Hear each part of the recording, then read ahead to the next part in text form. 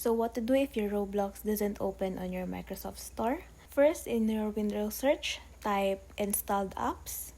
And in your installed apps, just go ahead and type Roblox. Then in here, just click on the three dots over there and then click on advanced options. Now once you're here, just scroll down and go and click repair.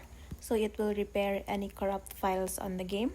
Once it's done, just go and click reset. So it will reset your data. So you will need to be signed in again. Now just wait for it to finish because it actually takes time.